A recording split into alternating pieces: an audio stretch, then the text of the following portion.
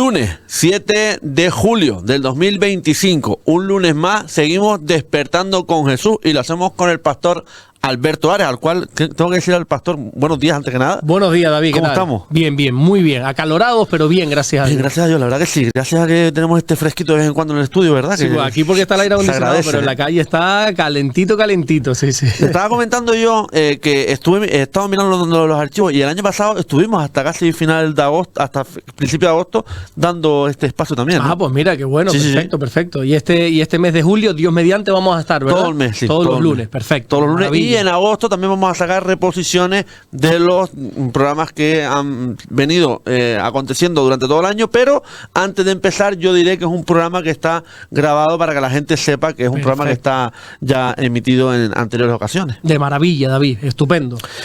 ¿La semana bien? La semana bien, ya te digo, con calor, pero yo creo que aquí en España todos estamos igual, acalorados, sí. Pero bien, gracias a Dios, no nos podemos quejar en absoluto, porque a veces cuando hace calor nos quejamos del calor, pero cuando viene el frío, ¿qué sucede? Nos quejamos del frío. Entonces, bueno, demos gracias al Señor que podemos disfrutar de este calor, y cuando venga el frío, demos gracias al Señor de que podemos disfrutar del frío también. Amén. Empecemos hablando, si le parece, pastor, del último culto aquí en Morrojable, 6 de la tarde, Puerto Rosario, 11 de la mañana, por favor. Perfecto. Pues bueno, ahí estuvimos compartiendo la palabra y estuvimos hablando sobre un tema muy interesante. Me basé en el versículo del Evangelio de Mateo, capítulo 4, versículo 17, cuando se nos muestra las primeras palabras de Jesús, en el ministerio de Jesús. Pero antes hice una introducción, y es que decía que entre las últimas palabras que nosotros encontramos en el Antiguo Testamento y las primeras que encontramos en el Nuevo Testamento, en nuestras Biblias lo que hay es una sola hoja, una hoja en blanco, una hoja que nosotros la pasamos, es un abrir y cerrar de ojos rápidamente, pero esa página en blanco representa para la historia de la humanidad 400 años. Se conoce esa hoja en blanco o ese periodo como el periodo intertestamentario, entre los dos testamentos. Pero lo más sorprendente de estos 400 años fue que Dios guardó silencio. Dios no habló en absoluto, no levantó ningún profeta, no habló por medio del Espíritu Santo a su pueblo a través de ningún hombre, de ninguna mujer, por alguna razón, que luego posteriormente ya entendimos, pero por alguna razón Dios guardó silencio por 4 siglos, y esto fue desesperante. Resulta que en Malaquías capítulo 4 versículo 5 encontramos las últimas palabras de Dios en el Antiguo Testamento, cuando a través de este profeta llamado Malaquías dice que antes que enviase al Mesías, lo que iba a hacer Dios era enviar a un hombre similar a Elías, con el espíritu de Elías, que ya nosotros, gracias por el Nuevo Testamento, entendemos que es Juan el Bautista. Y entonces Malaquías habla de esta profecía, de ese tiempo en el que antes de que se enviase al Mesías iba a venir un hombre, iba a venir el profeta Elías, ¿verdad? Y nosotros entendemos que es Juan el Bautista, pero a partir de ese momento Dios guarda silencio. 400 años sin escuchar la voz de Dios. Y esto es algo trágico, porque yo no sé si tú has experimentado alguna vez el silencio de Dios. Yo le decía a la iglesia, bueno, es que una cosa es orar a Dios por algo en particular y que Dios te diga que no, pero otra cosa es que no te diga nada. O sea, yo prefiero que me diga un no, que me quede yo con las ganas de recibir algo, pero que me diga que no, pero por lo menos me ha hablado, por lo menos he escuchado su voz. Pero es desesperante, literalmente hablando, cuando Dios no te habla, cuando Dios guarda silencio. Entonces imagínate esta agonía de 4 siglos, de 400 años, un larguísimo periodo de tiempo donde Dios guarda silencio, no habla absolutamente a nadie, no dice absolutamente nada. Pero yo decía que había todavía algo peor que el silencio de Dios, que ese silencio prolongado de Dios de 4 siglos. ¿Y qué es? Que la vida continuó, que el ser humano pudo continuar con su vida. Y creo, David, que aquí está el gran peligro del hombre, que puede seguir caminando, puede seguir tomando decisiones, puede seguir con su vida totalmente normal sin escuchar la voz de Dios. Y esto es trágico para el ser humano. Hacía una lectura pues, totalmente superficial de esos 400 años. Veíamos como la vida siguió totalmente con normalidad, entre comillas. Imperios se siguieron levantando, imperios se siguieron destruyendo. Vemos como, gracias a la historia, la Biblia no habla de eso en profundidad, aunque sí habla del imperio griego. pero vemos como Alejandro Magno, este jovencito, se hizo y conquistó con todo el mundo conocido para aquel entonces, siendo muy, muy jovencito, lo conquista. Él impone lo que nosotros conocemos como la cultura griega, el helenismo, ¿verdad? Por eso el Nuevo Testamento está en griego, porque era el idioma que se hablaba en aquel entonces. Este hombre, Alejandro Magno, murió tan jovencito que no tenía ni siquiera descendencia, no había un heredero. Y aquellos generales del ejército que le habían prometido fidelidad, una vez Alejandro Magno muere, se empiezan a batallar, empiezan a haber guerras civiles para ver quién se quedaba con el trono de este lugar, de este país, de esta zona. Y bueno, fue un desastre absoluto, así siguió de décadas e incluso siglos, ¿verdad? Mandando el imperio griego, hasta que los romanos entran en acción. Vemos un imperio que cae, el griego, se levanta otro que es el romano. De ahí que cuando Jesús naciera era Roma quien estaba gobernando, se había hecho no solamente con Israel, sino con todo aquel entorno, y vemos que la vida continuaba, ¿verdad? Hombres se levantaban, hombres caían, no había claridad de ningún tipo. Durante esos 400 años todo era oscuridad. Tú mirabas, por ejemplo, a lo social y solo veías guerras, ¿verdad? Ya te digo, los griegos con los romanos, entre los propios griegos, entre los propios romanos. La política era un total desastre, pero si mirabas a la religión creo que todavía era peor. Ya el judaísmo para aquel entonces como que se había... A ver cómo lo puedo decir para que lo entendamos, denigrado. Habían surgido sectas como los fariseos, los saduceos, los esenios, los celotes. O sea, se había degenerado por completo. Y tú dices, bueno, en lo social o político está hecho todo un desastre, lo religioso todavía peor. Vamos a ver cómo está cada persona en su vida íntima, en lo personal. Bueno, pues las personas lo que estaban había un pueblo cansado, un pueblo hastiado, si me permiten la expresión, un pueblo que poco a poco iba perdiendo la esperanza. Y todo esto es porque así es la vida del hombre cuando no escucha la voz de Dios. Una vida donde solo hay guerras, donde solo hay corrupción religiosa, donde solo hay falta de esperanza, donde poco a poco vamos decayendo, porque cuando la voz de Dios no es quien guía nuestra vida, todo es un caos en nuestra vida. Y vamos en una decadencia, vamos cuesta abajo y sin freno, se suele decir, ¿verdad? Y así es nuestra vida cuando no escuchamos la voz de Dios. Y entonces aquí me detenía y le hacía una pregunta a la iglesia, una pregunta de esas que no hace falta una respuesta, simplemente hay que meditar. Le decía, ¿qué voz estás escuchando tú? ¿Quién está guiando tu vida? ¿Quién es el que está dando órdenes en tu vida? ¿Es Dios? ¿Dios es quien te está hablando? ¿Es quien está direccionando tu caminar? Claro, porque hay mucha gente que, como al igual que estos 400 años, siguen su vida sin escuchar la voz de Dios. Y oye, yo te soy sincero, David, a priori, eso puede parecer atractivo. Llevar tu vida como a ti te dé la gana. Esta expresión quizá un tanto canaria, ¿verdad? Hago lo que me da la gana. Sí. Pudiera parecer atractivo, no tengo quien me mande, no tengo quien me gobierne, no tengo un rey que reine sobre mi vida, yo hago lo que me dé la gana. Bueno, eso es atractivo al principio. Hubo un tiempo, en el tiempo de los jueces, hay un libro muy bueno que se llama Los Jueces en la Biblia, que el versículo principal y el más caótico era, en aquel tiempo no había rey en Israel y cada uno hacía lo que bien le daba la gana. Cuando no tenemos quien nos gobierne, quien nos diga, quien nos marque las directrices a seguir, hacemos lo que nos da la gana. Vuelvo y repito, eso parece atractivo, pero es un camino de perdición. Es un camino, cuando tú haces solo lo que quieres, solo lo que te da la gana. La Biblia dice a través del apóstol Pablo, cuando le escribe a los romanos, que el que hace las cosas de la carne, el que se deja guiar por la carne, por lo que quiere, por lo que le apetece, ese camino es muerte. Sin embargo, el ocuparse del espíritu es vida y es paz, dice Pablo. Entonces, qué bueno sería que cada uno de los que nos estén viendo, de los que nos estén escuchando en esta mañana, tarde o noche, cuando quieran que lo estén escuchando, se detengan y piensen una cosa: ¿quién está guiando nuestra vida? ¿Es Dios quien te está hablando y está guiando tu vida o eres tú mismo? Porque si somos nosotros mismos o el mundo, tenemos que detenernos y poder escuchar la voz de Dios. Hay buenas noticias, ¿verdad? Yo no quería dejar como con este mal sabor de boca a la iglesia, de decir, bueno, detente, todo está mal si no escucha la voz de Dios, ¿no? Qué bueno que nosotros tenemos un evangelio. Evangelio significa buenas noticias. Y en Jesús siempre hay buenas noticias. Amén. Y resulta que después de esos 400 años de silencio agónico de parte de Dios, Dios vuelve a hablar a través de su Hijo Jesús. Jesús entra en escena. como había prometido Malaquías, antes de que el día del Señor venga, antes de que el Mesías venga, iba a enviar al profeta Elías. Así lo hizo con Juan el Bautista, que era esa voz que clama en el desierto y que iba a preparar el camino para el Señor. Juan entra en escena, prepara el camino para Jesús y Jesús entra. Y tú te preguntarás, ¿cuál fue el primer mensaje que Jesús predicó después de 400 años de silencio de Dios? Me estoy preguntando dos cuestiones. Sí, a ver. No sé si lo puedo interrumpir o no. Sí, claro, por supuesto. Estoy preguntándome dos. La primera es ¿por qué cayó 400 años? Sí. Esa es la primera. Y la segunda es la que acaba de comentar, ¿no? ¿Cuál fue el primer mensaje que lanzó? Pues mira, hay una teoría, lo leí hace...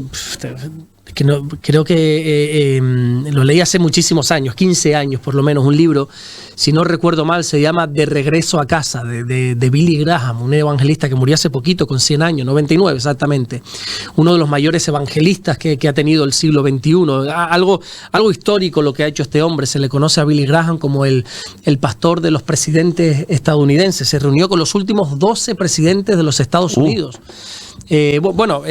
Un titán de la fe. Miles de decenas de miles de personas conocieron a Jesús a través de este hombre. Y él escribió un libro que hablaba de por qué Dios volvió a hablar después de 400 años y decía que fue el tiempo perfecto para que Jesús viniera a la tierra. ¿Por qué? Porque como te decía ahora, ya no eran los medos, los persas, ni siquiera los griegos quienes estaban gobernando, sino eran los romanos.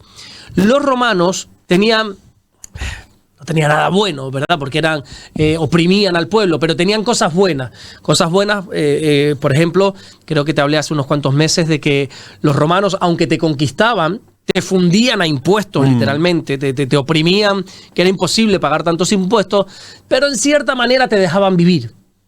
No eran como los babilónicos. Los babilónicos llegaban, te gobernaban y te sacaban de tu ciudad, venga, a vivir a Babilonia, a vivir para allá, y te quemaban las ciudades. No, Roma no hacía eso. Roma te dejaba seguir viviendo en tu sitio, te dejaba incluso vivir tu religión. Te dejaba, los romanos permitían que el judaísmo siguiese, que el sumo sacerdote siguiese, que todo el sistema levítico en el templo, no destruyeron el templo. O sea, había cierta libertad, tenían ciertas cosas buenas. Y algo muy bueno que tuvieron los romanos es la creación de caminos, que hasta el día de hoy, 2000 años después, siguen habiendo caminos. Aquí en Canarias no, pero tú te vas a la península, hay ciertos lugares donde todavía hay puentes romanos, acueductos romanos, caminos romanos de 2000 años atrás. Sí, la arquitectura romana es muy buena. Exactamente. Entonces, ¿por qué 400 años? Porque Dios estaba esperando el momento. Creo que fue a la iglesia de los Gálatas cuando Pablo dijo, sí, si no me equivoco, fue a la iglesia de los Gálatas cuando Pablo dijo que cuando vino el cumplimiento del tiempo, Dios envió a su hijo nacido de mujer. Hubo un cumplimiento del tiempo, se estaba cumpliendo todo al pie de la letra para que apareciera Jesús. ¿Por qué te digo todo esto? Te estoy intentando resumir aquel libro que me lo has traído a memoria ahora, de regreso a casa, buenísimo, porque decía que Jesús nació en el tiempo de los romanos, porque los romanos facilitaron todos esos caminos que más tarde fue por donde corrió el evangelio para llegar más rápidamente a todo lugar. Recuerda que después de que Jesús ascendiera hubo una persecución en la iglesia y todos los creyentes fueron esparcidos, tenían por dónde caminar, tenían cómo llevar el evangelio a todo lugar. Entonces terminó de hablar Dios, por así decirlo, bajo la ley en el libro de Malaquías y se esperó a que los propios romanos creasen ese sistema, esas carreteras, ese pulpo, ¿verdad? Para un montón de tentáculos, de caminos, para que cuando llegase Jesús pudiese correr el evangelio mucho más rápidamente. Eso es una teoría. No digo que sea por ese motivo, pero seguramente sea uno de los motivos principales. Se esperó tanto tiempo. Ahora, si me preguntas, ¿por qué exactamente 400 años? No lo sé. O sea, la Biblia no lo dice, ¿no? No lo dice. Simplemente, o sea, no dice lo de los 400 años, ¿por qué? ¿No? ¿Por qué no fueron 300? ¿Por qué no fueron 500, sino 400? No, simplemente había que esperar el cumplimiento, porque toda promesa de Dios, David, tiene un cumplimiento, tiene un tiempo para cumplirse. Como tú estás diciendo ahora, toda promesa de Dios se va a cumplir sí o sí. Todas las promesas de Dios son en el sí y en el amén por medio de nosotros para su gloria. Pero tiene un cumplimiento. Dios te ha prometido algo, pero tiene que haber un cumplimiento del tiempo. Se tienen que dar ciertas y determinadas cosas para que eso se lleve a cabo. Dios había prometido el Mesías, pero todavía no era el momento. Imagínate, por ejemplo, que Dios hace nacer a su hijo. Dios envía al Mesías, a Jesús en el tiempo de los griegos. No, los griegos no permitían que el judaísmo siguiese. Ya te he dicho cómo estaba en los tiempos de los griegos el judaísmo. Se creaban sectas, hubo un grupo o sea, fuerte, violento, que eran los celotes, que eran los que se rebelaban, los que peleaban, los que incluso mataban.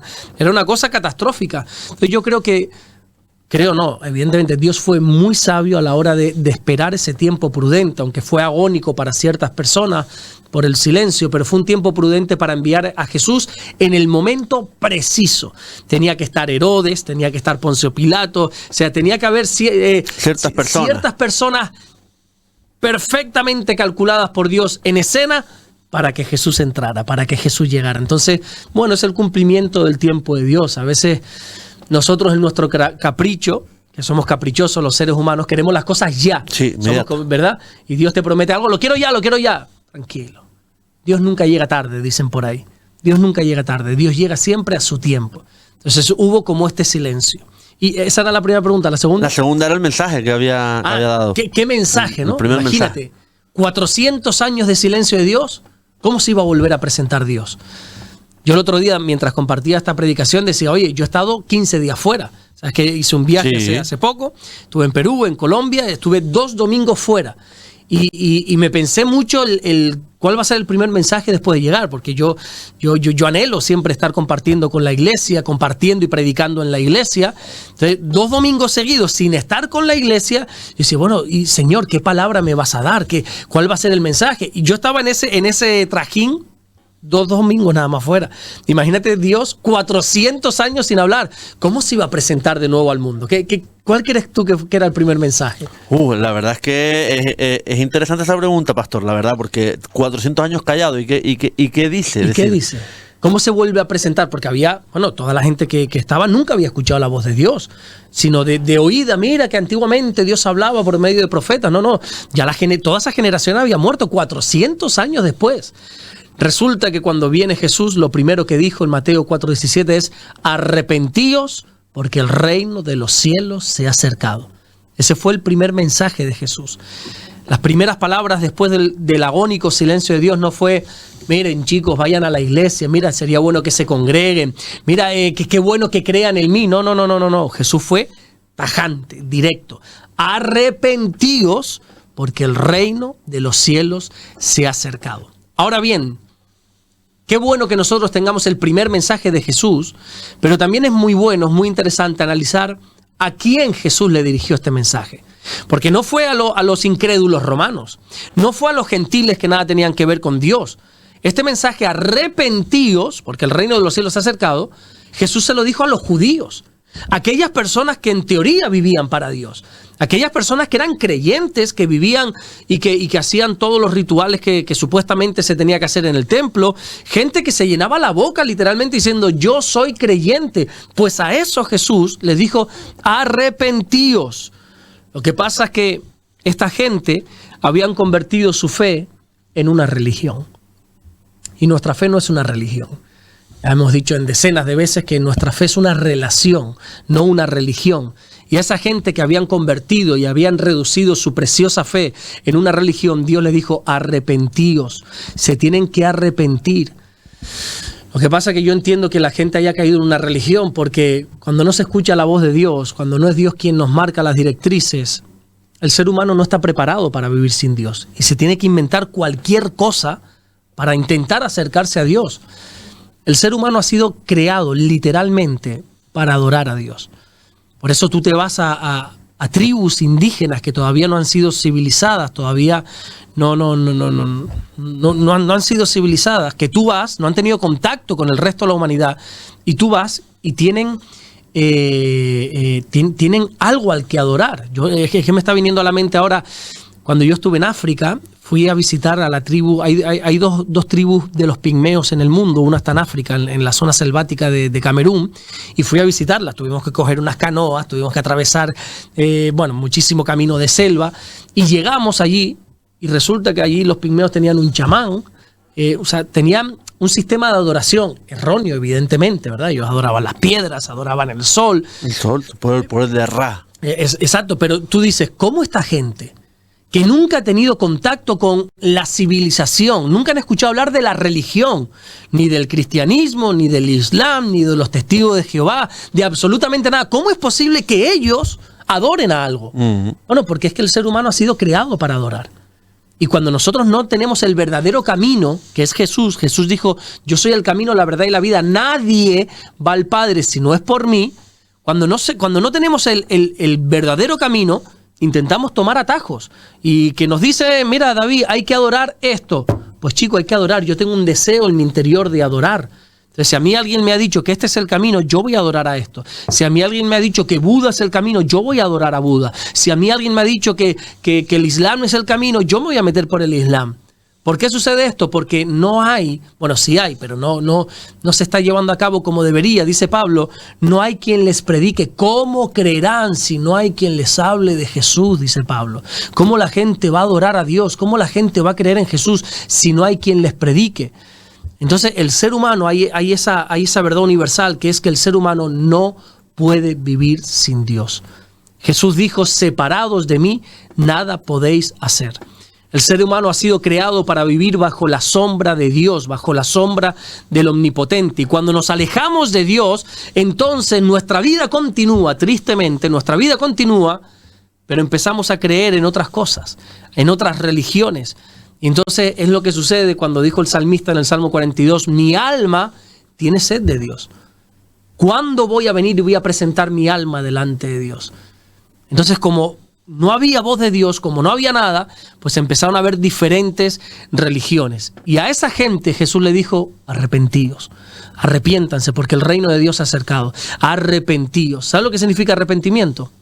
Pues uno que no es decir, no está conforme con lo que hizo más atrás y está que se quiere librar de la culpa, ¿no? Sí.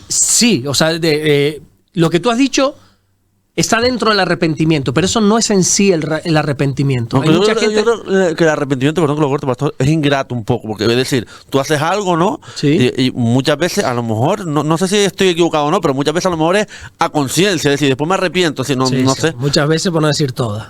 Por eso. Ya el tiempo de la ignorancia pasó. O igual que puedes decir, lo siento, a lo mejor me hace algo, lo siento, pero, conchale, lo hiciste a propósito. Es decir, Claro. Conchale. Ya ahora mi mujer y yo le estamos enseñando a mi hija que con un lo siento no se arregla todo, porque ella ahora hace cualquier cosa y sabe que lo siento. Ah, bueno, está bien, te perdonamos. Tú siempre que pidas perdón se te va a perdonar, pero hay que pagar unas consecuencias, ¿verdad? Porque a veces pensamos que con un perdón, con un lo siento se arregla todo, Sí. ¿no, señores?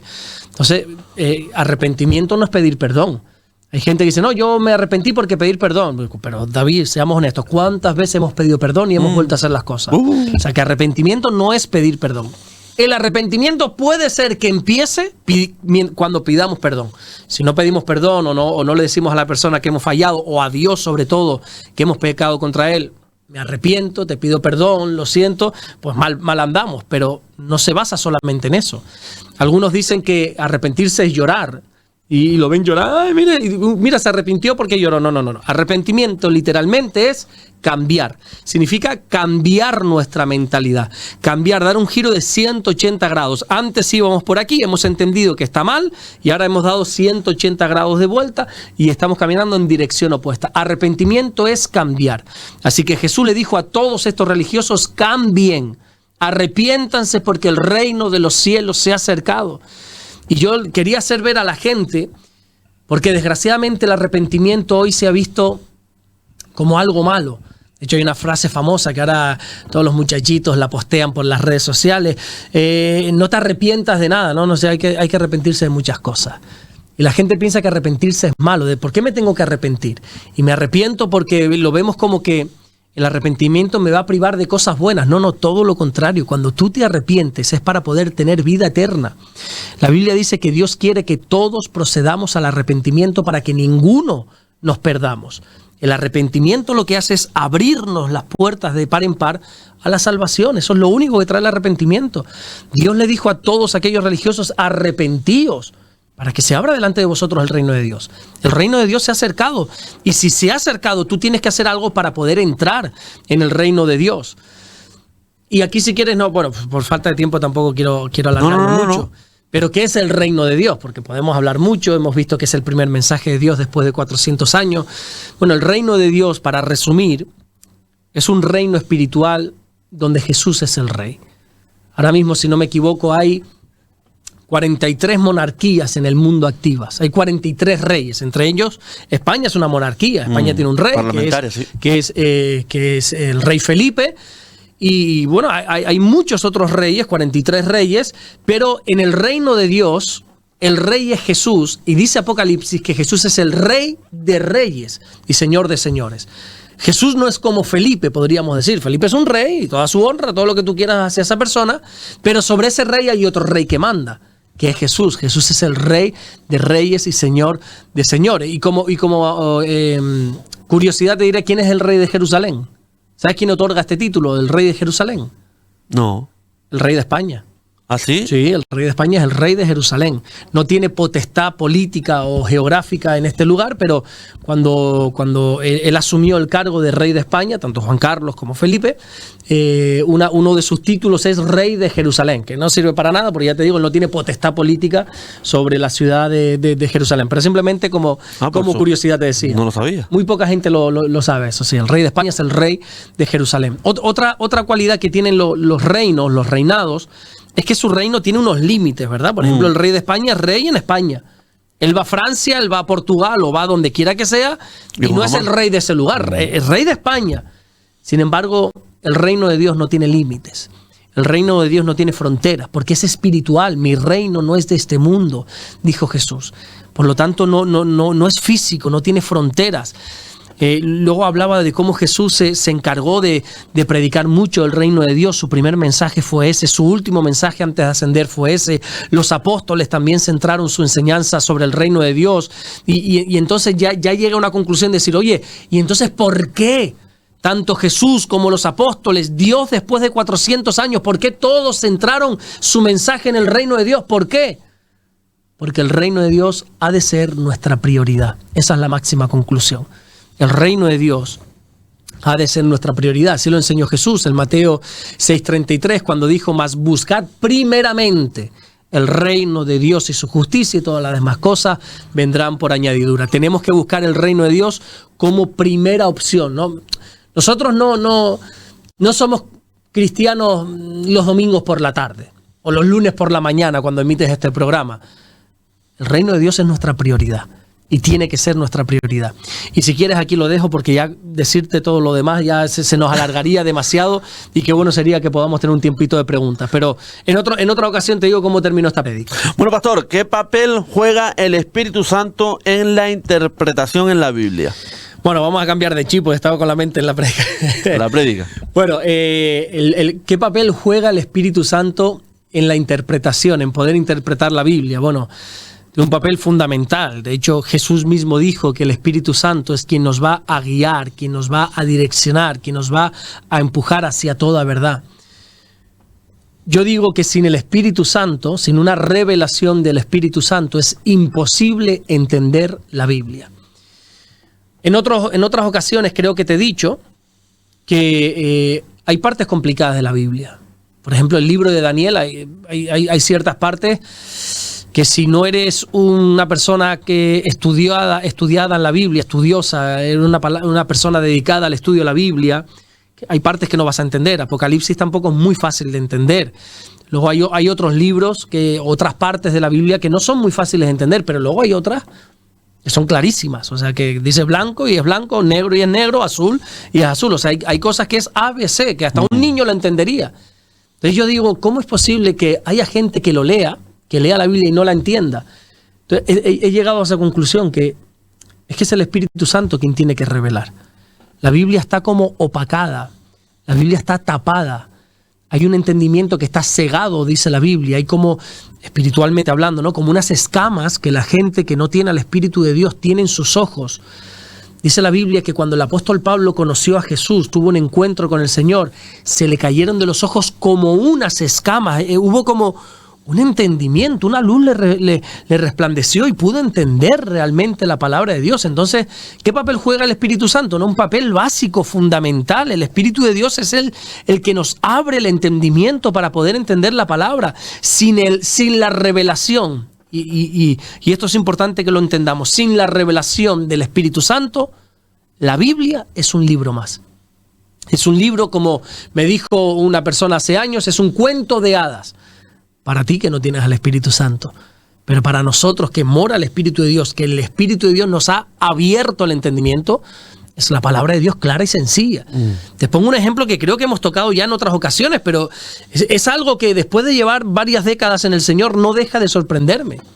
La Biblia dice en uno de los mandamientos, en Éxodo capítulo 20, versículo 3, no tendrás dioses ajenos delante de mí, no te harás imagen, ninguna semejanza de lo que está arriba en el cielo, de lo que está abajo en la tierra, ni en las aguas debajo de la tierra, no te inclinarás a ellas, no las honrarás, porque yo soy el Señor, tu Dios fuerte, celoso, que visito la maldad de los padres hasta los hijos, hasta la tercera y cuarta generación. Yo creo que aquí es blanco y en botella. A ver si me entiendes. No te hagas imagen, no las adores, no las honres. Y la gente es lo que hace. Y la religión principal de este país es lo que hace. No es que nosotros no las adoramos, pero es que la Biblia no te llama a que no las adores, sino que ni siquiera te las hagas. Ni de lo que está arriba, ni de lo que está aquí, ni de lo que está debajo. No te hagas imágenes. Y yo digo, bueno, esto que no se entendiera hace siglos, que la gente no sabía leer, no sabía escribir, que antiguamente la Biblia solo estaba en latín y las misas, no sé si tú sabías esto, las misas antiguamente se daban de espalda, en latín y de espalda. El pueblo iba porque tenía fe, el pueblo era un pueblo grato que tenía fe, pero ignorante y analfabeto, no como despectivamente, sino analfabeto, no saber ni leer ni escribir. Y iban a la misa y veía, lo que veían es a un hombre hablando de espaldas y en otro idioma que no entendía. Y aún así había que decir amén. Bueno, entonces que tú fueras engañado hace siglos atrás, bueno, pues es entendible. Pero hoy, cuando hay Biblia, yo tengo Biblias aquí en el móvil y leo la Biblia. Yo estoy esperando en un semáforo y veo que va a tardar, o estoy donde quiera que sea y puedo leer la Biblia.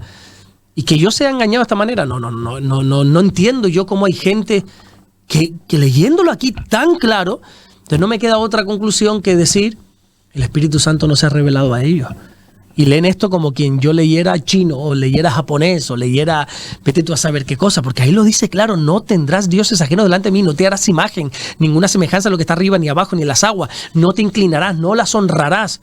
Y la gente lo hace. Yo digo, pero si está ahí, bueno, porque el Espíritu Santo no le ha revelado esa escritura a la persona. Amén. Pastor, ¿cuál es la diferencia entre el bautismo en agua y el bautismo en Espíritu Santo? Bueno, una buena pregunta. Que el bautismo en agua es una decisión que la persona hace siempre de adulto, con raciocinio. En la Biblia no registra ni un solo bautismo a un bebé, ni un solo bautismo a un niño. ¿Y es cuando se suele hacer?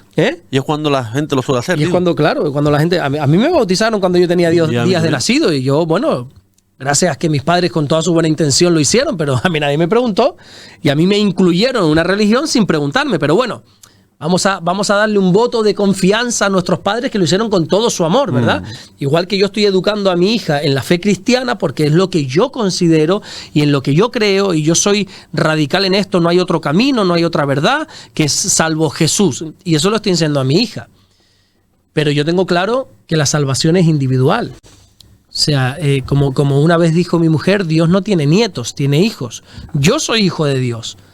Mi hija va a tener que decidir por voluntad propia, si ella quiere ser hija de Dios. Ahora mismo en su inocencia lo es, pero una vez tenga conciencia, una vez ella entienda lo que está bien, lo que está mal, que es pecado, que no, ella va a tener que decidir si creer a Jesús y seguir a Jesús o seguir el camino que le dé la gana. Entonces, ¿qué es el bautismo en agua? Bueno, el bautismo en agua es una decisión voluntaria de adulto donde públicamente se demuestra que hemos creído en Jesús. El que se bautiza en agua, que por cierto, bautizar significa sumergir, inmersión. Realmente ese es el significado, inmersión. No es tirarte una conchita de agua por arriba, no es sumergirte en las aguas, hacer una inmersión completa en las aguas. Es un paso que da la persona, entre comillas, nueva, que ha decidido caminar en pos de Jesús. Uno se bautiza en agua cuando ha creído en Jesús y ha entendido que públicamente tiene que demostrarlo y entonces se bautiza en agua. ¿Qué es el bautismo en el Espíritu Santo? Es cuando dejamos que el Espíritu Santo gobierne nuestra vida. El bautismo en agua es decir, bueno, quiero caminar conforme a las Escrituras, quiero caminar conforme a lo que Dios dice, es lo que yo quiero, ¿verdad? Yo quiero esto, yo quiero aquello. Uno de los primeros pasos es bautizarme en agua. Ahora bien, ser bautizado en el Espíritu Santo es ser sumergidos en el Espíritu Santo. Es dejar que el Espíritu Santo esté sobre nosotros. Jesús le dijo a los discípulos, recibiréis poder cuando venga el Espíritu Santo sobre vosotros. Ya está en vuestro interior. Nosotros tenemos el Espíritu de Dios en nuestro interior. Pero ahora hay que dejarlo que esté sobre nosotros, sobre nuestro exterior. Y el bautismo en el Espíritu Santo es darle el dominio absoluto a Dios, al Espíritu de Dios. Es lo que el apóstol Pablo llegó a decir, que es una frase que se dice con tanta ligereza. Yo le tengo tanto respeto a esa frase que dice, ya no vivo yo, ahora vive Cristo en mí. Ahora es Dios, el Espíritu de Dios, quien ha cogido las riendas de mi vida y es quien dice, por aquí sí, por aquí no. Y yo quiero ir por aquí, pero ahora es el Espíritu de Dios quien me dice, no, por aquí. Bautizar en el Espíritu Santo es dejar al Espíritu de Dios el control absoluto de nuestra vida. Amén. Pastor, otra de las preguntas es, ¿cómo se puede cultivar una relación más profunda con el Espíritu Santo? Estuve en un congreso cristiano hace años atrás, te estoy hablando hace como 15 años, me parezco a los abuelitos, hace 15 años, que siempre me llamó la atención lo que escuché ahí. Había un pastor muy reconocido, pastor que la verdad que Dios usa, pero tremendamente, y al final de una predicación que soltó ese hombre bárbaro, impresionante, los pelos de punta, yo estaba ahí absorbiendo esa predicación increíble, pero algo me chocó al final, porque él hizo como un llamado a todos y decían, bueno, quien quiera tener lo que yo tengo con el Espíritu de Dios, nosotros lo denominamos, o la Biblia lo denomina la unción de Dios, quien quiera tener la unción de Dios, que pase aquí al frente. Yo dije, no, así no se cultiva una relación con el Espíritu Santo, bajo mi entender. Yo creo que no es simplemente, tú lo quieres, toma. No. Yo creo que para cultivar una sana relación con el Espíritu Santo, lo primero que tenemos que hacer es querer, es desearlo. Jesús dijo, bienaventurados los que tienen hambre y sed de justicia, porque ellos serán saciados. Hay que desearlo. Yo creo que el Espíritu Santo no está donde no se le desea. Si se contrista el Espíritu Santo se va. En la Biblia se compara, hay que dejar claro esto porque mucha gente, es que el Espíritu Santo es una paloma. Eso es un disparate absoluto. El Espíritu Santo no es una paloma. Dice que descendió como en forma de paloma, porque había que simbolizarlo de alguna manera. Y una de las cualidades que tienen las palomas es que se ahuyentan rápidamente. Aunque aquí hay gente que se dedica a la colombofilia. Colombofilia se dice. A veces, ¿verdad? Yo he visto, sí, donde aquí el Morrojable está el cementerio, he visto muchas veces ahí a camión, grupo colombófilo. Exactamente, soltando palomas. Hay gente que se dedica a las palomas y las palomas tienen una característica, con que tú seas el dueño de la paloma, se puede llegar a fiar de ti, entre comillas, pero la paloma se ahuyenta fácilmente. Tú haces así, la paloma, aunque seas tú el dueño, se va. Y aunque sepa que tú la cuidas, que tú le das de comer, que nunca le harías nada malo, ella se asusta y se va. Yo creo que ese es uno de los motivos por el cual se ha representado al Espíritu Santo como una paloma. La Biblia incluso dice, no contristes al Espíritu Santo. Y a veces nosotros, para cultivar una relación con el Espíritu Santo, no debemos contristarla, no debemos pecar. Y nosotros tenemos que tener comunión con el Espíritu Santo, obedeciendo todo lo que la palabra de Dios nos dice. Y así se cultiva una relación con Él, ¿verdad? Y no entristecerlo. El pecado entristece al Espíritu Santo. La Biblia dice que el Espíritu de Dios nos anhela literalmente, celosamente, pero lo entristecemos, lo vamos apagando poco a poco. No apaguéis el Espíritu, dijo Pablo. Lo vamos apagando poco a poco a través del pecado. Entonces, ¿quieres tener una relación hermosa, sana, buena, bonita con el Espíritu Santo? No lo contristes. Primero, desea tener ese celo, en el sentido de un celo santo, de cela esa relación con el Espíritu Santo, y luego obedece lo que la palabra de Dios dice, y sobre todo no peques. Cuida tu vida de no pecar, cuida tu vida en santidad. Pastor, ¿por qué orar si Dios lo sabe todo? Bueno, una buena pregunta. ¿Por qué orar si Dios lo sabe todo? Primeramente, vamos a basarnos en por qué oramos, porque así Jesús nos lo dijo. Nosotros tenemos que orar. Vosotros pues oraréis así, dijo Jesús a sus discípulos. Es un mandato de Dios. Orar no es una opción para el creyente. Alguien dijo que orar es como respirar. Si nosotros no respiramos, morimos. Igualmente, si nosotros no oramos, morimos también espiritualmente. Jesús en una ocasión, si no recuerdo mal, perdonen si me equivoco, creo que está en Lucas 17, cuando en una parábola él usó esta expresión, la necesidad de orar. Orar para el creyente es una necesidad. Ahora, ¿cuál es el problema? Que hemos reducido la oración a pedir. Entonces, ¿por qué oramos si Dios ya lo sabe todo? Bueno, pero es que orar no se trata simplemente en pedirle a Dios. Nosotros oramos porque tenemos una relación con Dios. Yo intento enseñarle mucho a la iglesia de que, oye, orar no es pedir. Pedir es parte de la oración. Jesús mismo nos dijo que pidiésemos al Padre, ¿verdad? En su nombre. Por eso nosotros cuando oramos usamos esa expresión en el nombre de Jesús. Yo voy al Padre, no en el nombre de Alberto. Señor, que soy Alberto. Cuidadito que tú eres un pecador. Entonces yo vengo al Padre en el nombre de Jesús. La sangre de Jesús me limpia del pecado y me puedo acercar. Y yo me puedo acercar, pero no voy solamente a pedirle. Yo quiero tener una relación. Orar no es pedir. Jesús dijo que nosotros podemos pedir y debemos pedir y se os dará. Pero hay mucho más. Entonces nosotros, ¿por qué oramos si ya Dios lo sabe todo? Sí, bueno, ya Dios lo sabe todo, evidentemente, pero ¿tú te imaginas que tus hijos, David, solo se acerquen a ti para pedirte? Qué triste, ¿no? Qué triste, sí. Muchos hijos solo se acercan para pedir, pero bueno, que ni siquiera te digan un hola. Que ni siquiera en tu cumpleaños te feliciten. Que venga ya, ¿qué guerra ahora? Exactamente, qué triste, ¿no? Pa, dame 5 euros. Pa, dame... Bueno, hay edades y edades. Hay edades de los chiquillos donde eso lo piden. Pero eso no es una relación. No. Una relación es, oye, pa, ¿cómo estás? Y tú le preguntas el bien, ¿y tú? ¿Qué has hecho en clase? Mira, ¿y tú qué tal te fue en la radio hoy, pa? Y una relación. Y no te ha pedido nada, pero han estado dialogando. Han estado hablando. Compartiendo, sí. Exactamente. Entonces, la oración es eso, hablar con Dios. Y Él lo sabe todo, sí, pero vamos a sentar y hablar. Explícale. El Señor ya sabe todo antes que se lo pidamos, dijo Jesús. Él lo conoce absolutamente todo. Sin embargo, le gusta que le pidamos. ¿Por qué? Porque quiere tener una relación con nosotros. A veces mi hija me viene a contar algo que yo ya sé, pero yo no la interrumpo. No me cuentes eso que yo ya lo sé. No, a mí me gusta que mi hija se acerque y hable conmigo y me diga y me cuente y me abra su corazón y me empiece a comentar cosas. Porque qué bonito es eso, ¿verdad? Y cultivamos esa relación y así es con Dios. Dios quiere que lo conozcamos y eso solo lo vamos a lograr por medio de la oración. ¿Nos quedan 5 minutos? Aunque sea. No, nos quedan 2:18. Me puedo explayar aquí en esa respuesta. Sí. En uno de los cultos de Perú hice una ilustración muy bonita acerca de esto de la oración y dije que Dios compara nuestra relación con Él como con un noviazgo. No sé si tú sabías esto. No. La Biblia lo ha comentado alguna ocasión aquí. La Biblia compara nuestra relación con Dios como con un noviazgo. Jesús es el novio y la iglesia es la novia, ¿verdad? Y nosotros ahora mismo estamos en un periodo de novios, nos hemos comprometido con Jesús, ¿verdad?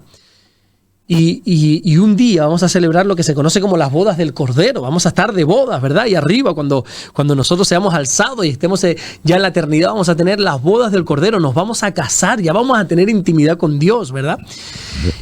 Claro, esto lo que yo voy a decir ahora quizá no es entendible en el siglo XXI porque es un mensaje un poco retrógrada para algunos, pero es una verdad bíblica. La Biblia enseña que los novios se tienen que cuidar sexualmente. Me explico. Los que no están casados no deben, no es que no puedan, por poder pueden hacer lo que les da la gana. Todo te es lícito, dice la Biblia, mas no todo te conviene. Los que están en noviazgo no deben tener relaciones sexuales. Eso la Biblia lo llama fornicación. Fornicar es tener relaciones sexuales previas al matrimonio. Y eso está condenado en la palabra de Dios. No por aguarnos la fiesta, sino para que esto no se convierta en lo que desgraciadamente se ha convertido en un todos para todos, en que el amor se ha reducido a un acto sexual y en que aquí, pues bueno, es un desastre absoluto. Y no hay ni un solo amigo que no me haya dicho, David, envidio que hayas estado con la misma mujer desde que tienes 14 años. Durante la adolescencia y la juventud, todo el mundo decía, pero es que tú solo estás con Damaris y no sé qué. Y hoy en día todo el mundo dice, qué bonito tu relación. Es que justamente es lo que enseña la palabra de Dios. Que nosotros tenemos que gozarnos con la mujer de nuestra juventud. Entonces, hay momentos que es antes del matrimonio donde no debemos tener relación sexual. ¿Y cómo nos conocemos? Hablando. La única manera de comunicación en el matrimonio no es una manera sexual, es una manera de hablar. Y hablamos y compartimos, mira, y qué tal esto, y qué tal lo otro, y qué tal no sé cuánto. Y empezamos a tener una relación, hablar. Y así nos conocemos. Eso es lo que sucede con Jesús. Ahora estamos ennoviados, por así decir. Es comprometido la palabra, pero para que nos entendamos, ennoviados con Jesús. Y la única manera de comunicación que hay es hablar, es orar. Por eso nosotros oramos, aunque ya lo sepa todo, porque es la manera que tenemos para comunicarnos con el novio. para poder tener ese contacto, esa intimidad, para poder conocer, para poder enamorarnos. Hoy en día la gente se enamora en la cama y se desenamora en la cama también, y el amor se ha reducido, ya te digo, en acto sexual, y en 2 semanas ya estoy con otro o con otra. No. Nosotros oramos, y eso es un deleite para nuestra alma, y nos vamos enamorando. Porque cuando hablamos y Él nos habla, porque qué bueno que no estamos en esos 400 años de silencio, total. Cuando hablamos y Él nos habla, nuestra alma se deleita. Y entonces nos gozamos, y entonces, bueno, pues podemos disfrutar de esa relación, y ya llegará el momento, acuérdate que es una ilustración, no es que Sí, claro. Jesús es nuestro novio, pero llegará un momento que podamos tener esa unidad total que es arriba en el cielo, donde vamos a pasar toda la eternidad con Él. Pastor, otra de las preguntas es: ¿qué pasa cuando un cristiano cae en pecado? ¿Qué ocurre? Bueno, ¿qué pasa cuando un cristiano cae en pecado? Bueno, aclarar, ahora te respondo a esto, pero aclarar que pecar y practicar el pecado no es lo mismo. La Biblia enseña que todos somos pecadores. Absolutamente todos. Aún los creyentes somos pecadores. Lo que pasa es que nosotros hemos sido limpiados por la sangre de Jesús. Hemos sido santificados por el Señor. Pero nosotros no somos santos ni mucho menos. Hemos sido santificados por la sangre del Señor. Ahora bien, podemos pecar, pero otra cosa es practicar el pecado. Practicar el pecado es cuando ya te da lo mismo 8 que 80, sabiendo lo que dice la palabra de Dios, y venga una vez y venga otra vez, y ya es tu estilo de vida el pecado. Eso es un punto y aparte. Lo que ocurre cuando un cristiano cae en pecado va a depender de lo que haga después de ese pecado. Me explico. El pecado no va a romper nuestra relación con Dios de padre a hijo. Nosotros seguimos siendo hijos aunque pequemos. Eso lo vemos en la historia en la parábola del hijo pródigo. El hijo pródigo pecó contra el padre, se comportó de la peor manera, se gastó todas las bendiciones, toda la herencia en fiestas, en prostitutas, dice la Biblia. Hizo todo lo que un creyente no debe hacer. Y cuando peor se vio, por esa es otra, es cuando regresó al padre. Y el padre no lo desechó. El padre, él vino con la mentalidad: mira, ya no soy digno de ser llamado tu hijo, hazme como uno de tus jornaleros. Y el padre le dijo: no, tú eres mi hijo. El pecado no ha arruinado nuestra relación de padre a hijo. Ahora sí, el pecado lo que interrumpe es la comunión. Eso sí es verdad. Isaías, no recuerdo ahora el texto, creo que es Isaías 59:3 o Isaías 59:2, creo que es, cuando dice que el pecado es como un muro que se levanta, que hace que Dios no pueda escuchar nuestras oraciones. Hace que Dios oculte, dice literalmente ese versículo, oculte su rostro para no oír. Eso es lo que hace el pecado. Por eso lo primero que tenemos que hacer cuando pecamos es arrepentirnos. Tenemos que arrepentirnos de nuestros pecados. La Biblia dice que si nosotros nos arrepentimos, que si nosotros confesamos nuestros pecados, Dios es fiel y justo para perdonarnos de nuestros pecados y limpiarnos de toda maldad. Dios está deseoso de perdonarnos. Si nos arrepentimos, Dios nos perdona de cualquier pecado, David. Cualquier pecado. Si uno se arrepiente, Dios le perdona. Escuché una frase que hace muchos años atrás que decía: Dios está más deseoso de perdonarnos que nosotros de pecar.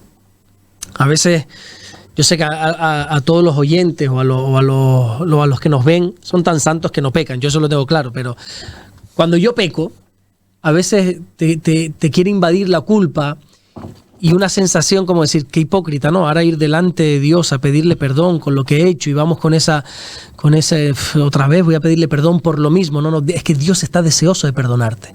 Simplemente quiere encontrar en ti un arrepentimiento genuino. Pero como te decía antes, ahora bien, una cosa es que Dios te perdone. ¿Qué pasa cuando un cristiano peca? Que Dios te perdona, pero hay unas consecuencias que pagar, ¿verdad? La Biblia dice que Dios al que ama, disciplina. Y tenemos que entender que muchas veces después de un pecado, Dios nos va a disciplinar. Y Dios va a entrar en un proceso de disciplinar, pero no para castigarnos, no para... La finalidad de la disciplina de Dios no es como Él demostrar su autoridad, que yo soy Dios y soy el que manda, ni muchísimo menos. Quien tenga esa visión de Dios, madre mía, no ha entendido nada del Evangelio. Dios es amor, dice la Biblia. Cuando Dios disciplina, lo hace para que nosotros podamos evitar no volver a caer en ese pecado. Por eso Dios nos disciplina. La persona que ha pecado tiene que tener siempre en mente que Dios lo que quiere es restaurarle, no desecharle. Y esto quiero dejarlo claro, David, porque sé que hay mucha gente que lucha contra la culpa. Hay un versículo en Apocalipsis que se nos dice uno de los tantos nombres que se usa para Satanás, que es el acusador de nuestros hermanos. El acusador de los hermanos. Porque lo que hace el enemigo es acusarnos constantemente. No sé si a ti te ha pasado alguna vez, te acusa delante de Dios. Sí. Y vas, y eso yo lo he enseñado algunas veces en la iglesia, y todos guardan silencio, y el silencio es una respuesta maravillosa que yo entiendo. Yo entiendo los silencios a veces de la iglesia, es un grito. Cuando yo le digo a la gente, ¿verdad que a veces cuando tú vienes a adorar a Dios y quieres cerrar tus ojos y quieres levantar tus manos en señal de adoración, escuchas esa voz, que yo no te digo ni que sea Satanás, ni que sea tu conciencia, pero hay una voz que te dice, ¿qué estás haciendo, hipócrita? Baja la mano. ¿Por qué quieres venir aquí a aparentar ahora aquí en la iglesia como que todo está bien si eres un pecador y se te recuerdan tus pecados? ¿Qué es eso? El acusador de los hermanos.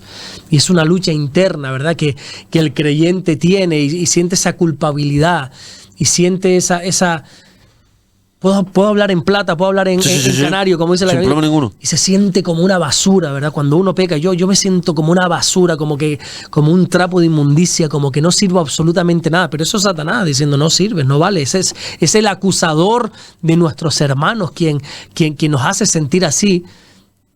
Y uno lo que tiene que hacer es arrepentirse y visualizar esa parábola del hijo pródigo, que cuando el hijo pródigo dio esos primeros pasos para acercarse al padre, el padre estaba con los brazos abiertos. El padre no está con un palo levantado esperando a darte un palo y a castigarte y a recordarte. ¿Sabes lo que dice la Biblia, David? Que nosotros, si nos arrepentimos de nuestros pecados, Dios coge nuestros pecados, una metáfora, ¿vale? Coge nuestros pecados y lo tira a lo profundo del mar para no escuchar, para no recordarlo más. Dios tiene la capacidad de olvidar, nosotros no, Dios sí. Y Dios tira ese pecado a lo profundo del mar. Curiosamente, lo profundo del mar nunca ha sido visitado por el hombre. El hombre no tiene la capacidad, no la tenemos todavía de visitar lo más profundo del océano. Ahí metafóricamente están nuestros pecados, como diciendo, si ya Dios te ha perdonado, ya que el hombre diga lo que diga. Si Dios te ha perdonado, ya está perfecto. Entonces, ¿qué sucede después del pecado? Lo que tú quieras. Puedes sentirte un miserable toda la vida, puedes sentirte condenado toda la vida, puedes sentirte culpable toda la vida, o por el contrario, puedes entrar en un proceso de arrepentimiento, de restauración, y Dios te va a levantar. ¿Tú te acuerdas cuando Pedro peca? Por cierto, un pecado anunciado. Sí. Dios le dijo, Pedro, antes de que cante el gallo esta noche, ¿me vas a negar cuántas veces? 3. 3 veces. No una, no 2, 3 veces. Y Pedro, venga, Señor, por favor, si fuera necesario, yo moriría contigo. Pedro, que eres un boca chancla, diríamos aquí, ¿verdad? Pedro, que te pierde la boca, que no tiene filtro entre la mente y la boca y dice siempre lo que se te viene a la mente. Y me vas a negar, y lo niega. Y dice la Biblia que Pedro lloró amargamente. Eso es lo que produce el pecado en nosotros, llorar amargamente. Nos sentimos tristes, nos sentimos miserables, como decía antes, perdón por la expresión, nos sentimos como una basura. ¿Qué hace Pedro? Pedro no quiere volver a acercarse a Jesús. Siente tanta culpabilidad que regresa al lugar de donde Dios lo sacó. Regresa nuevamente al lugar donde Dios le llamó. Por eso se va nuevamente a pescar. Recuerda que cuando Jesús lo llamó por primera vez, lo sacó de la pesca. Le dijo, desde ahora serás pescador de hombres. Siempre has sido un pescador de peces, a partir de ahora serás un pescador de hombres. Y Pedro dejó todas las redes, dejó sus barcos y siguió a Jesús. Ahora que ha vuelto a pecar otra vez, regresa a su antigua manera de vivir, porque eso es lo que quiere el pecado. Que volvamos otra vez, como dice la Biblia, que seamos como los cerdos que vuelven otra vez al lodo, que seamos como los perros que vuelven otra vez al vómito. Y entonces Pedro, con una culpabilidad encima, una condenación terrible encima, regresa a su antigua manera de vivir. ¿Y qué hace Jesús? Va hacia donde está Pedro y le llama. Y tiene aquella famosa y preciosa conversación de, Pedro, ¿tú me amas? Y le dice, sí, Señor, tú sabes que te amo. Y así 3 veces se lo preguntas, Pedro, ¿tú me amas? Sí, pues pastorea mis ovejas, cuida de mi rebaño. Eres tú el que te has apartado, yo no te he apartado, le dice Jesús. Yo sigo confiando en ti.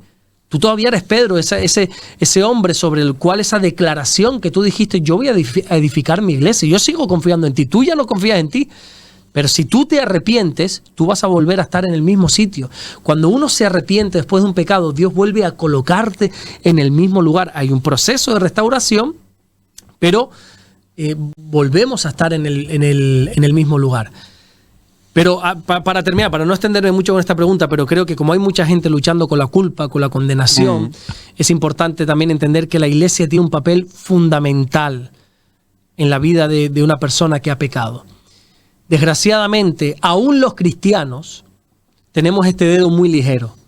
Entonces acusamos y señalamos muy rápidamente. Yo no sé por qué somos tan necios de, ¡ah! Mira lo que hizo David. Sí. Y el dedo, Pepín, ¿sabes quién es Pepín? Un majorero que vive aquí. Sí. Yo lo quiero un montón. Pepín me enseñó hace muchísimos años algo. Me dice, Alberto, cuando señalas a alguien con el dedo, todos los demás dedos te están señalando a ti. Sí. Oye, es verdad. Es cierto. Señalo con uno, pero el resto me señala a mí. Es cierto. Pero nos encanta señalar lo que hizo David. Y Pablo, en un tono totalmente paternal, en un tono pastoral, le dice a una iglesia en Gálatas capítulo 6, versículo 1, si alguno fuere sorprendido en alguna falta, vosotros que sois espirituales, restauradle con espíritu de mansedumbre. El trabajo de la iglesia es restaurar, porque a veces Dios perdona, pero la iglesia no, y eso es una pena. A veces Dios perdona, pero algunos de la iglesia siguen señalando, mira lo que hizo, mira que volvió a caer en pecado, y mira que él, y siguen señalando, y siguen señalando. Una vez a una persona le dijo, oye, ¿por qué ya no viene más a la iglesia? Y dice, lo intenté después de mi caída, él había caído, bueno, por lo que quiera que sea, lo intenté, pero me sentí todavía más juzgado en la iglesia que fuera de la iglesia, me dijo. Y qué triste, pero es verdad. Qué triste, pero es verdad. A veces los propios hermanos que no tienen mucha madurez o no tienen, son totalmente indisciplinados y no tienen madurez ni amor, te recuerdan el pecado. Y la iglesia está para edificar, la iglesia está para restaurar con un espíritu de mansedumbre, ser mansos y entender que nosotros también vamos a caer. El que esté firme, cuidado que no caiga, dice la Biblia. Todos vamos a pecar. Y yo creo que todos necesitamos manos que nos levanten, no pies que nos pisen, hombre. Correcto. Y tenemos que... había un predicador, no recuerdo ahora quién era exactamente, pero que decía que la iglesia es el único ejército del mundo que remata a los soldados caídos. No, nosotros tenemos que levantarlos, hombre. Y al que ha caído, levantarlo. Claro, nosotros podemos trabajar mucho en una persona en levantarla, que si la persona no se ha arrepentido, de nada sirve. Yo he intentado ayudar a personas a levantarse, he puesto de todo mi empeño, he dado mi palabra y mi honor por esa persona, pero la persona sigue en su eso, pues ahí no hay nada que hacer. Pero por eso te dije que el primer paso es el arrepentimiento por parte de la persona. Y luego la iglesia tiene un papel fundamental, seguir levantando y no seguir señalando, sino levantar a esa persona y ayudar a que se restaure esa persona. Amén, Pastor Alberto Ares, se nos fue el tiempo. Ahora sí, ¿no? Sí, no, llevamos 57 minutos. Así que ya la próxima semana seguimos con más preguntas, ¿le parece? Maravilloso. Pastor, que tenga una buena semana, Dios me lo bendiga. Igualmente, gracias David, Dios te bendiga, gracias. Nosotros hacemos un altito pequeñito y enseguida el rebumbio, la actualidad deportiva. En el día de hoy entrevistamos a Germán, entrenador del Sotavento A, que se despide de los chiquillos. No te vayas, hasta ahora.